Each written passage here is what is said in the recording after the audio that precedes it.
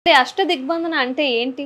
ఓం శ్రీ మాత్రే నమః. ఓం సమ్మక్క సారక్క తల్లి కనకదుర్గ కాళికాదేవి భ్రమరాంబవి. అష్టదిగ్బంధన అనేది చాలా కీలకమైన ప్రక్రియ. అష్టదిగ్బంధన అంటే ఒక కుటుంబంలో మనుషులందరూ ఒకరి మాట ఒకరు వినకుండా పోవడము, భార్య భర్తలు కావచ్చు, తల్లిదండ్రులు కావచ్చు, పిల్లలు కావచ్చు, లేదు ఒక వ్యాపారం కావచ్చు, లేదంటే ఒక సంస్థ కావచ్చు, ఏదన్నా ఒక కార్యం కావచ్చు. వీటికి ప్రత్యేకంగా అష్టదిగ్బంధన అనే ఒక ప్రయత్నాన్ని ఏర్పాటు చేస్తుంటారు. ఇందులో ఈ అష్టదిగ్బంధన వల్ల కొంతమంది మానసికమైన బాధతో కొంతమంది కుంగిపోయే వాళ్ళు ఉన్నారు.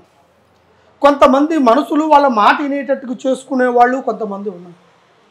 కొంతమంది అయితే చేసే వృత్తిని అష్టదిగ్బంధన చేసుకొని ఎదుగుదలకి ప్రయత్నించే వాళ్ళు ఉన్నారు. అందులో ఆదాయం మించిన ప్రయత్నాలు, తర్వాత అవతల వాడు చేసే విధానాన్ని మనం అష్టదిగ్బంధన చేసుకొని ఆ ఒక్క ప్రక్రియను మనం సాధించుకోవాలనే ఒక స్వార్థము ఇలా చేసేవాళ్ళు కొంతమంది ఉన్నారు.